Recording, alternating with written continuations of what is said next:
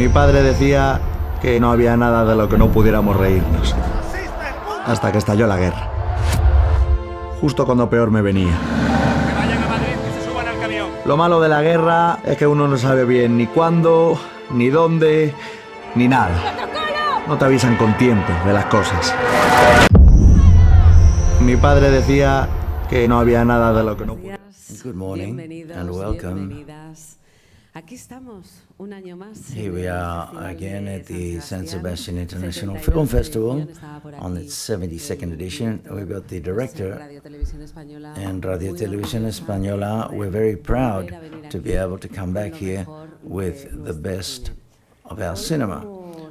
And as you know, today we're introducing Is It the Enemy? Is This the Enemy? A film by Gila, an optimist anti-war ode through the youth of Miguel Gila, one of the great geniuses of humor in our country. He made several generations laugh with his stories about his childhood, about the war, but behind this, these were stories where there was also very tough moments. Let's just look at some of the scenes.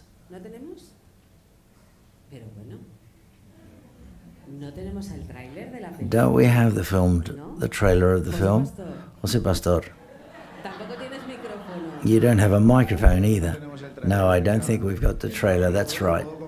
I can confirm this. Well, okay, we'll have to wait for this evening to be able to see it. Yeah, better said. We will do the trailer right now in live. The director of cinema of RTVE. First of all, good morning, everyone. Miguel Gila is one of the characters, which are most iconic characters in the most important of the popular culture of the 20th century. To make a tribute, it was pertinent and convenient for Radio Televisión Española as a public entity that we are. Plus, this portrait of this figure within the context of the war, we thought it was much more interesting. The film is anti-war in its approach, and continuously there was crying and laughing. So it was a well-scripted. ALEXIS MORANTE, who's the director, we trusted his previous film and we wanted to continue. And two producers like Pecado Fundos Zakariak, who has given us a guarantee of a well-done job. And the truth is, those who can see the film, if you haven't seen it or you will see it this evening, the value of the film is reflected on the screen. And Miguel Gila, his home was Radio Televisión Española, so it's twice-fold important for us to form part of this film. Now we can say, after the moment of the video, we can say, is someone going to kill anyone? Well, we've got ALEXIS MORANTE, director of the film, MALENA Gila, daughter of Miguel Gila, JOSÉ ALBA and Sandra Tapia, producers, the protagonists, OSCAR LASARTE, Carlos CUEVAS, NATALIA de MOLINA, and SALVA REINA, and our colleague Elena Sanchez, who is going to moderate this part, where we're going to try to get to know a bit better what this film's all about. Hi, good morning, everyone. Congratulations to the team. I had the chance to see it yesterday. I liked it very much. That approach and point of view of telling Gila's story.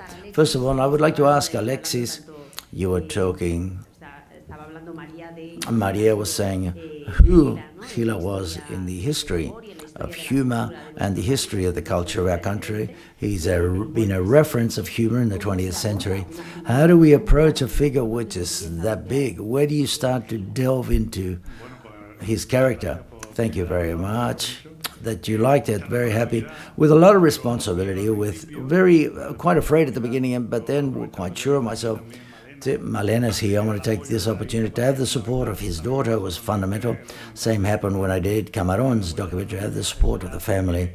This means that it doesn't matter if they agree for what you're going to make, gives you much more freedom. Then I think that the project, to address it and approach it how we approach it, which is the birth of Gila, the Gila that we all know, was much more interesting than to do a biopic of his life. And I think that helped us make the film much more special and more original. So therefore, all of those elements, and also the trust of the producers and the actors that we've achieved, the cast to make the film, Oscar LASARTE, for having found him, it's going to be a discovery for everyone. That truly, I think, is the best Gila that we could have. I think all of this makes the film is what I had in my mind. That, per se, is a success, at least for me.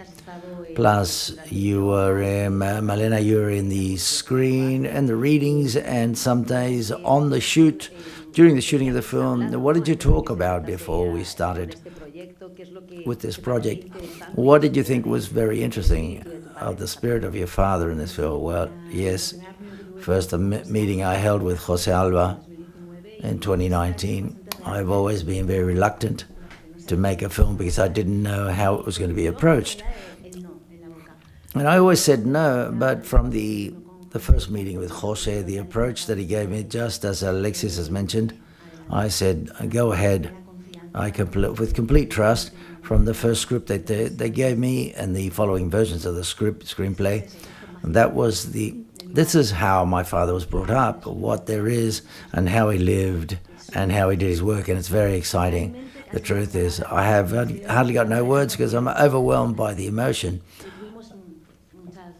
We had a lot of meetings and a lot of video conferences, and in each of the many questions that I had, they disappeared, and then all of the cast, the great talent of the actors, that's great. But you're going to find the film for the first time this evening, is that right?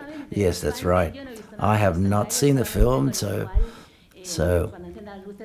when they switch, I'm going to be like the Joker when the lights come on. It's going to be incredible. I've only seen the trailer, and it was a lot of emotion. So this evening, I don't know whether I'll have enough Kleenex in my bag. One of the great discoveries is Oscar LASARTE. It's incredible the work he does. You're very young. I'm not too sure that you were brought up, like many of us, with the humor of Gila, but the reference exists. I imagine that you've seen videos and videos and videos. How was it to get under the skin of that genius? Well, it was quite curious for me with Gila, and that is, I imitated him when I was 14. I'm a magician, so therefore, and I always use the dialogue of, is this the enemy? And my mother and grandparents mother said, no, you don't do this too well, and get rid of it. So at the end, this is how things have turned out. And it has been very intense. There's a big responsibility to give life to Gila, and as you said, he's a reference that we've all got in our mind, in everyone's imagination. And the moment when I discovered him when I was 14, he's been an essential part of my life when taking things with humor, those tragic moments, not only Gila, but in my family.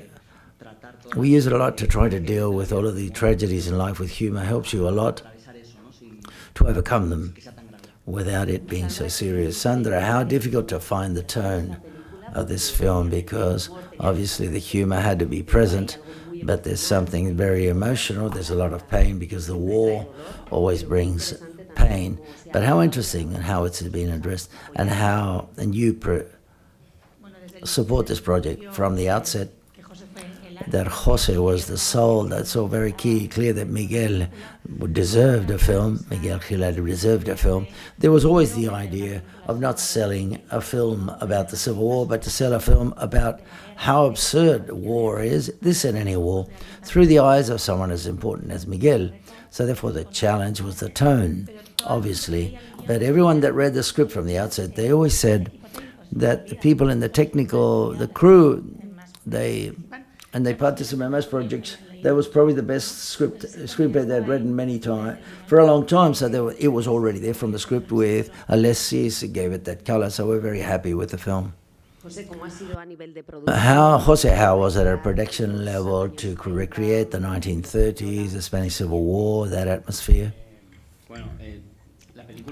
The film, as you've seen, it leaves those cliches of the atmosphere of the war, We shot in the Basque Country when Gila, practically the only place that he'd never visited. He'd been in many fronts, but never here in the Basque Country. So, and it's been a challenge to shoot it here because of the bad weather that we've had.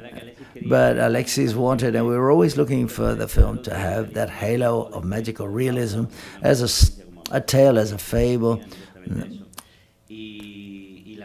And the truth is, the environment that we already knew, the setting, Sandra and myself have shot various important films here. To make it here was a challenge at a logistics and production level, but the truth is it was the solution to the film. We're going to discover those characters that accompany the protagonist. Gila, Salva, introduce us to yours, because I think you haven't seen the whole film finished. So this evening is going to be very special for you. But you've got a lot of information, haven't you? Well, it's great because it must be very beautiful to accompany the film and to see it for the first time and surrounded by the audience. Yes, as has already been mentioned, the script is marvelous and the characters are very well defined. We form part, without too much of it, give us spoiling things for you, that we accompany Miguel's character throughout the war. And initially, he's very reluctant. He's a guy with a lot of problems, with a very dark past. But at the end, he gives in to the big heart of Miguel and the sense of humor he has. Natalia, you're the only woman who we can see on the front accompanying all of these men. This peculiar battalion, yes. Well, what happened was when I read the script, I think it was a journey and then when I saw the film, I laughed. I ended up in tears because I thought it was incredibly how it was told. We dignified the figure of Gila, but it goes beyond this. It's useful to present things or expose things that we also feel nowadays, and the opportunity of portraying the role of Rosa, a militia. She's in the militia and has not been represented as much as she should. And there should be a film about the militia, women in the militia, because these were women that were very courageous and brave, that left their homes and they defended the things they believed in. And also the ease of working with Alexis, because we don't know much about her and why she's there, what's happening and where she comes from.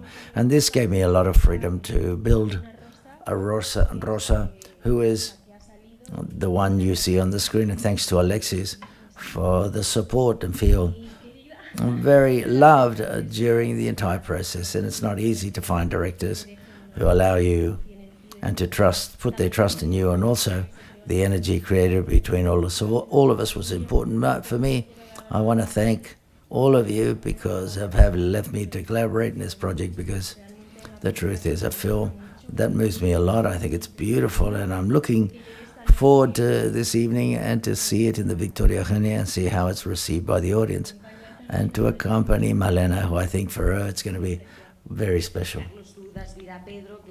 Carlos, you portray Pedro, his intimate friend, his fellow journeyers. It's a real character that existed, or what can you talk about Pedro? I play Pedro, as we know in Miguel Gila's memoirs, is a character that existed. Gila went to the war. Pedro, according to the memoirs and in the script, he's an idealist, he's brave, he's polarized, and he believes in the cause of the Republic, and convinced Miguel to go to the front to fight, with the feeling that this war was going to last for a couple of days. Reading the script in the first read, it broke my heart. I was very moved, because from the historical perspective we have today, to think about all of this generation of young people who went to fight thinking that it was stupid, this was going to last for a weekend, and knowing how everything finished, how many people died and how many people have been left on the side of the road, breaks my heart and my soul. And it's very important to tell this story, to how one went to fight with all of the illusion in favor of an idea, and they found the horror and terror of how absurd killing a neighbor, for example, who probably has the same name as you. So we can say Pedro's is to blame for Miguel going to war. And I'm very happy about this film because of the tone, the tribute to Gila. I think there couldn't be a film about Gila without humor, nor with the tragedy with the war, this fable that we're talking about. I'm pleased and have to seeing Oscar LASARTE work, who's a character who's marvelous, and I think he's a great actor with, I feel he'll get loads of work after this film, and a guy with a great heart. So we're all in love with Oscar. He's incredible. It's beautiful to work with him. You're not here. I'm not going to. Working with him is great because he's a great guy. And the other day I saw the film with Sandra in Barcelona in a great movie theater. I was very impressed with what he does. Give me a boozum later. Send me some money later. We're not going to spoil the film for you, but Gila is present in the film, and I think it's a very beautiful moment. There was need for him to be present. Is that correct? Yes. At the end, one of the things that we did in the shoot, we had a great devotion towards Miguel for what he represented, because we'd all had our lives in one way or another, and I am eternally grateful to everyone for putting their trust in me, for supporting a new actor. For example, it's not simple to assume that risk, and the casting directors who are marvelous, ALEXIS, JOSÉ, ODILE, Sandra, everyone, the whole cast and crew, because it's been like a big family. The atmosphere was so beautiful, so it was so familiar, like a family, and the heart and the good humor between all of us was magical, and I think that is conveyed in the film, it's conveyed in the story, and everything was clearly shown. We're very happy with everything that happened. ALEXIS, you couldn't avoid putting in some archive material, is that right? You know that the documentaries are another passion of mine. Yes, the film finishes it with archive material, but I think it's necessary to know who Miguel Gila was, because it's for all audiences. Audiences don't even know who he is, the character. The film works without knowing it. It's an adventure film, which turns into a tragedy, the looking for a friend, as Carlos has said. But at the end, it's a true story. It's a true story that impresses and moves you when you know that the icon of humor, this happened to him. This is happening to me with ALBA said that she got to talk with MALENA. I didn't know that Gila had been in the war for real. And he said they killed a friend. He was put in front of a firing squad and they didn't kill him. His grandmother ended up with Alzheimer's. So many tragic things happened to him. And from there to have that thread of hope and optimism, I thought that it was fascinating for the story. And we have to tell this story in a fiction through a fable, but we've got to leave quite clearly at the end that he is a real person. That's why we end up with the archive material, with the most famous monologue in his history. Is this the enemy? Put him on the phone. And we ended up with a legend which pays tribute to what happened in that war and what Miguel had to go through that war. In fact, this isn't a spoiler. Say it. I suggested it. No, I won't say it. I'll leave it.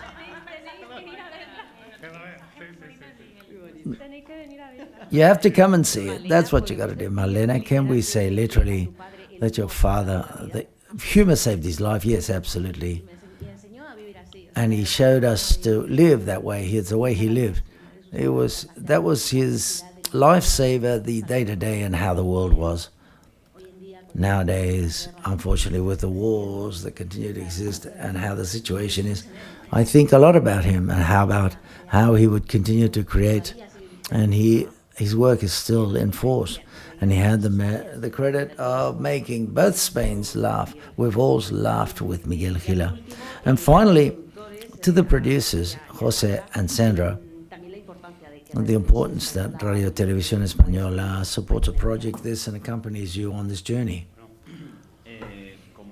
As José said in the beginning, the figure of Gila and Televisión Española are go hand in hand. Gila, his entire trajectory and his life, he spent it on Televisión Española.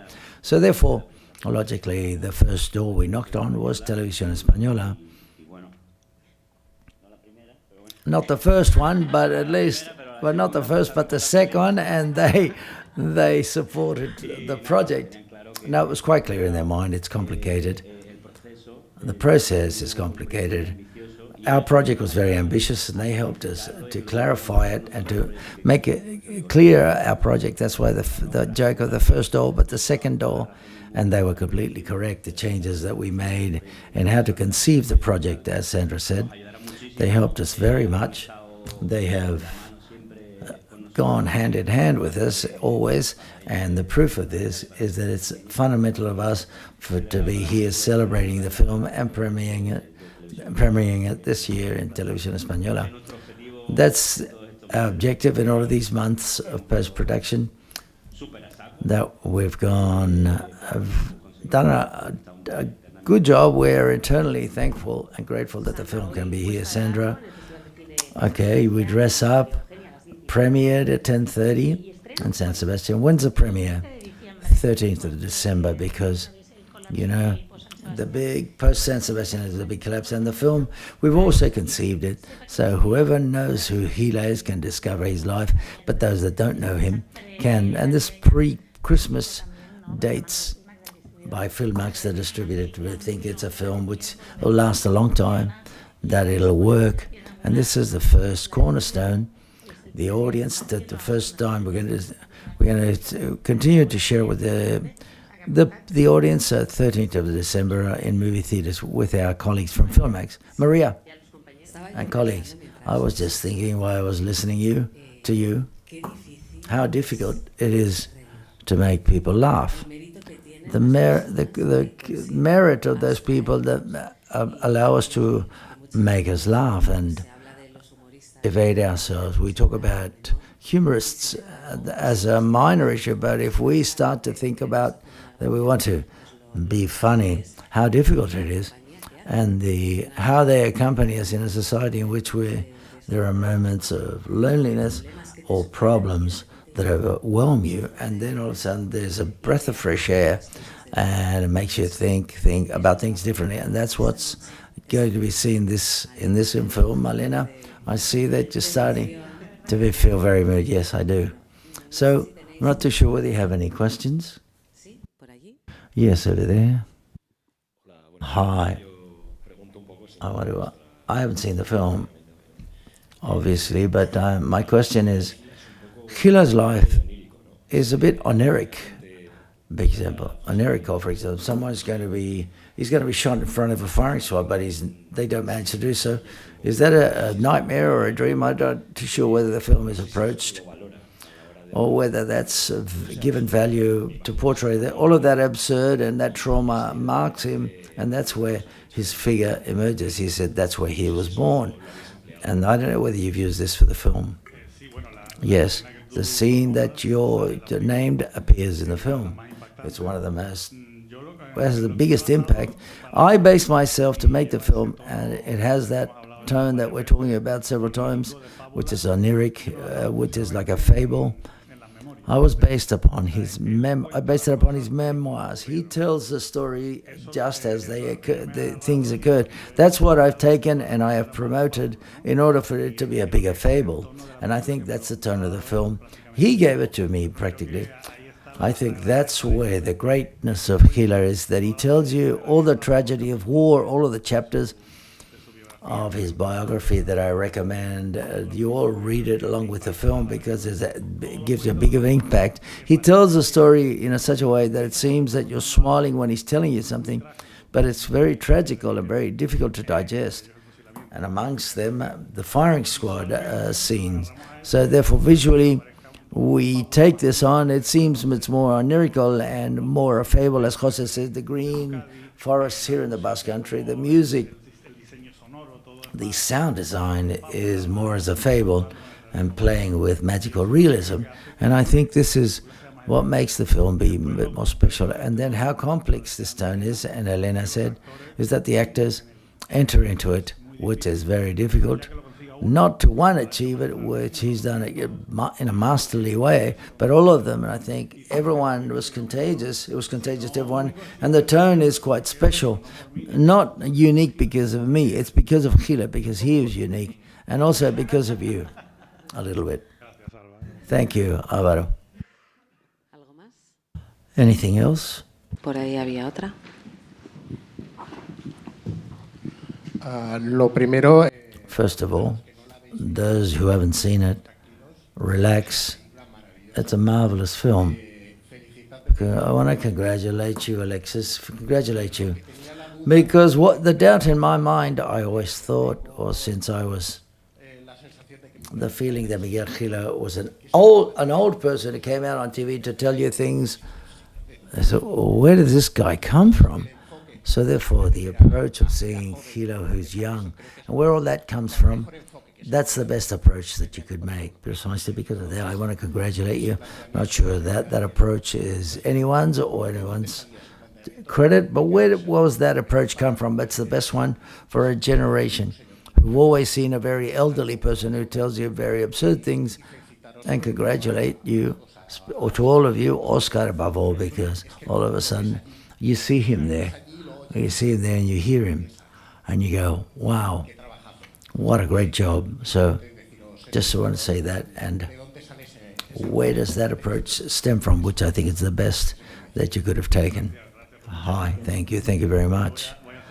I'm going to give the floor to José, but José Albanoy had already made a film before, which is The Universe of Oliver, which has oniric and there's also a fable, and I think we were coming to the end of it, or finishing it, and José called me up, and he'd already spoken with Malena, I'm not too sure, about the need, or after José reading the book, he called me quickly, said, I've got an idea, I've talked to Malena, and I think that we can make the life of Gila at war in the past.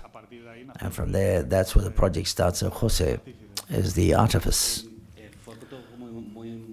The approach was very organic. They say, I encountered Blackie books, not the memoirs that we left later that were published before, but the book that Blackie Books brought out, which is a spectacular edition with vignettes, part of the monologues and biography. It's a bit of a compendium of all his life. So when I read it all in one go, it came to my mind, I don't know, we did Guernica as well. Perhaps I've got an obsession to make films about the Civil War, but it drew to my mind the story of Gila. And I wrote a very quick synopsis, and I sent it to his agent, and I was surprised that they said, frankly, when I was doing this, I thought that Gila, why has never one made a film of Gila? I think this is very strange. And then I realized he wasn't Malena wasn't open to make anything, and she liked what she saw, so therefore we were felt very good about having to make it. And then when we closed the deal, I called Alexis one day and I said, listen, we've made this great film and I think we can make another film together. And he loved the idea. And then immediately after that, I called our partner, Ángel Durán, is a person that I like very much. In Arcadia, everything was immediate, quite natural, and then we end up for putting everyone in love, was basically so that we can finally make this project. Anything further? Okay. Well, a big round of applause for all of them.